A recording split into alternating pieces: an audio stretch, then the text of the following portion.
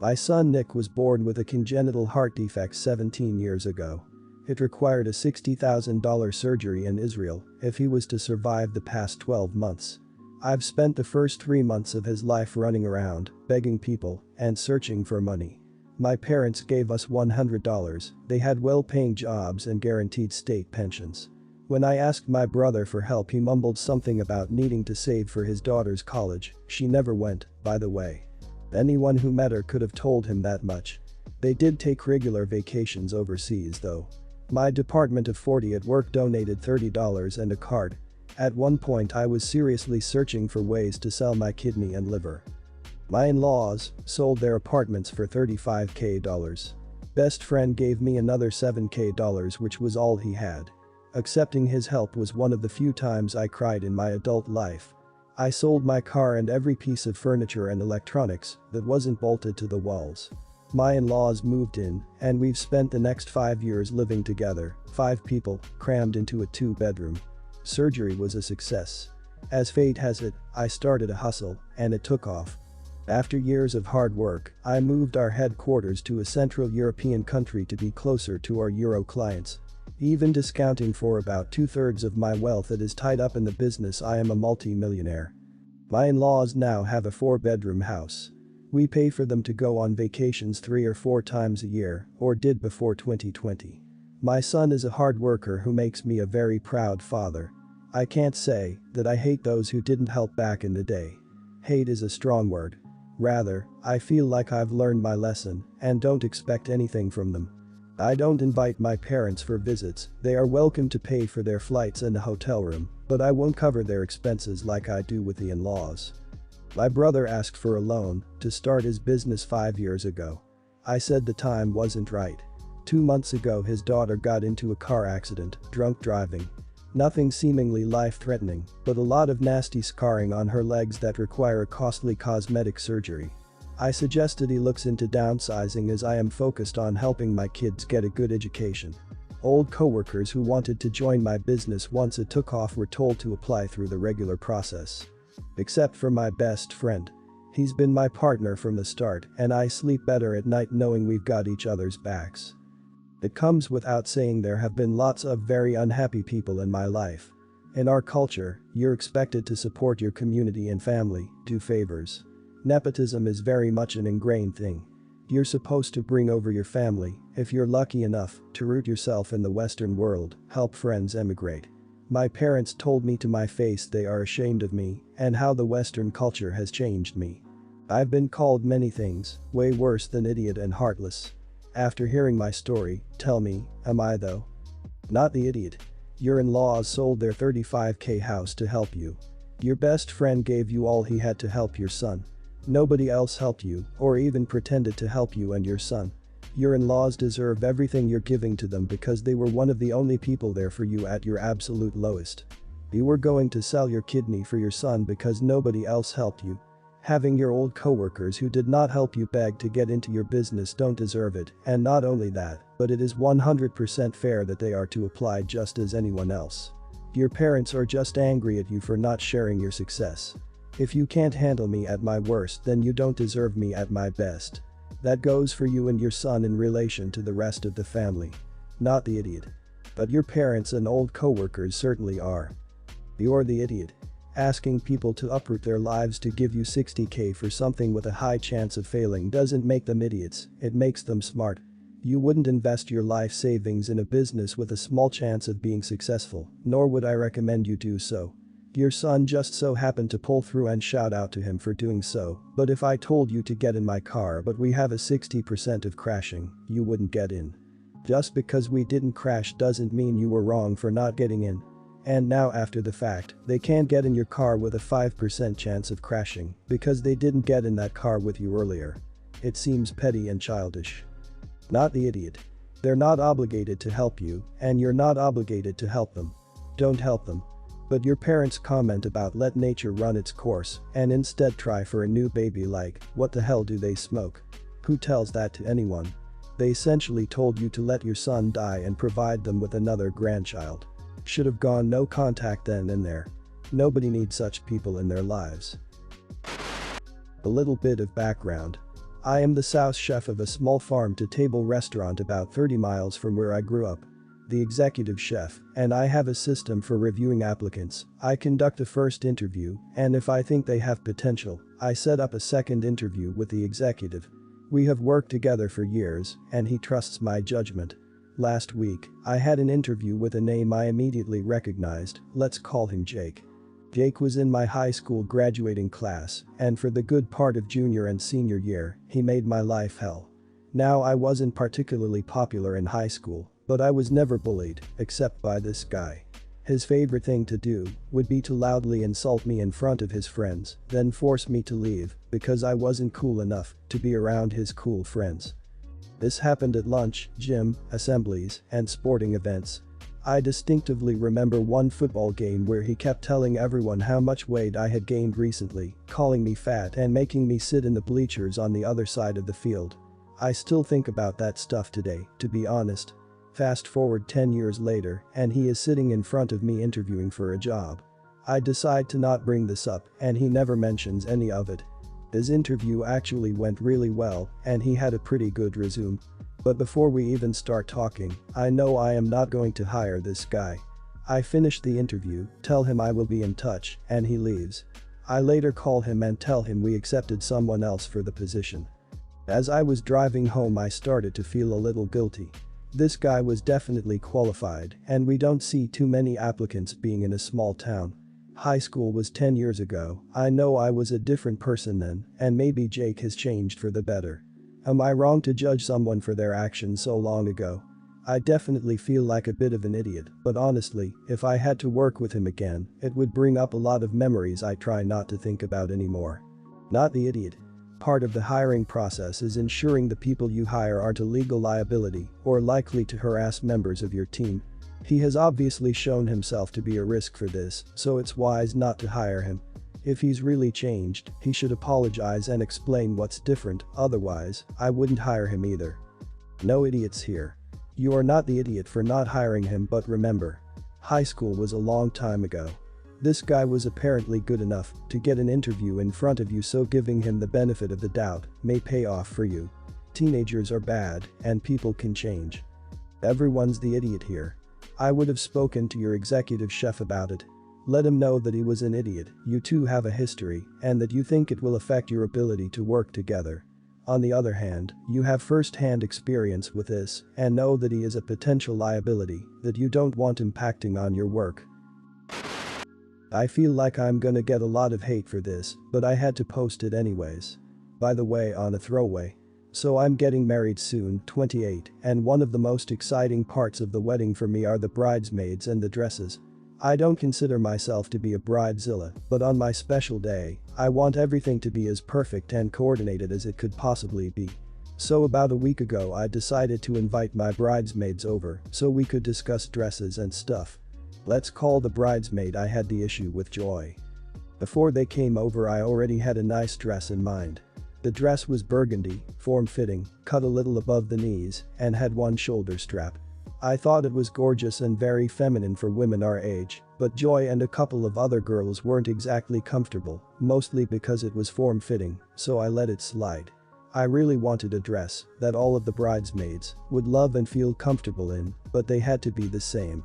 So the next dress was still burgundy, but it touched the floor, no slit, and it had spaghetti straps. Everybody loved the dress except for Joy, who claimed that she didn't want to wear the dress because she's insecure about her shoulders. Fair enough. At this point, I knew that Joy was going to be difficult to work with, but I kept going because again, I wanted to be accommodating. I think we went through 5 or 6 more dresses before the last one. The dresses that I showed the bridesmaids were modest in my opinion, and little things were what made Joy not want to wear them. The complaints she had were always something small, like I don't like how the dress shows the shoes, then my toes would be out, or my hair isn't long enough to complement those sleeves. Yes, I'm 100% serious. So the last dress I showed them was a floor-length burgundy dress, loose, had beautiful long sleeves, and the only thing that was keeping it from not being a burgundy maxi dress with long sleeves was the fact that there was a slit that came up to below the knee. It honestly was one of my least favorite dresses out of the ones I chose, but I wanted to try to be accommodating. Again, everyone seemed to agree with the dress except for Joy, who claimed that the slit was a little too provocative for her taste. After this, I was a little frustrated, so I just said we'd try looking at dresses again another time. While the girls were leaving, I pulled Joy aside and explained that I don't think she'd be a good fit for my bridal party because this aspect of the wedding meant a lot to me and her demands were too nitpicky to be a part of the group, but I still wanted her to be at the wedding. She got upset and said that I was excluding her because of her insecurities. I said that I already tried to accommodate her by showing many different style dresses, but she didn't want to hear it and left. So, am I an idiot? Edit. I am paying for the dresses. Not the idiot. Unless you are okay with everyone in dresses and Joy in a burgundy tracksuit. Seriously, you don't sound like you were rude about it. I've seen weddings where everyone wears the same dress and then others where each bridesmaid has a different dress and both can be beautiful, but it is your wedding and ultimately your decision. Heck, some brides show up with a dress and say this is it, love it or not, so you're definitely not the idiot here. Going against the grain, but you are the idiot. You asked for opinions. You got them. When one bridesmaid didn't like any of the dresses you went nuclear and booted her out of your wedding party. Why didn't you put on your adult pants and talk to her first? Explain that you're trying to get a dress that everyone's comfortable with, but she keeps rejecting everyone. You need a dress for the bridesmaid, so find the one she's most comfortable with. Their wedding isn't going to be perfect, and based on this reaction to someone giving and asked for an opinion, you're on your way to being a bridezilla. Not the idiot. You've tried to accommodate her, you aren't excluding her at the drop of a hat. You've tried about 8 dresses, and she hasn't liked a single one, and she's the only one with a problem. Her complaints don't seem to be major issues. It's a bridesmaid's dress. It's not going to look absolutely amazing on her. Bridesmaid dresses are for the bride, most people wear them to support their friends or family. If she can't compromise, she's not going to fit in your bridal party. So I've got this nice little house in a pretty little neighborhood. I rent out one of the bedrooms. My roommate was moving in a couple months, so I started getting the word out there that I was looking for a new roommate. My friend, Sophie, from work, was interested right away after she came to see the house and said she was in. A few days later I had a close friend, Georgia, message me about the room asking if it was still available. I said, unfortunately, it wasn't. Even though I really would rather live with her, I thought it wasn't fair to bail on Sophie.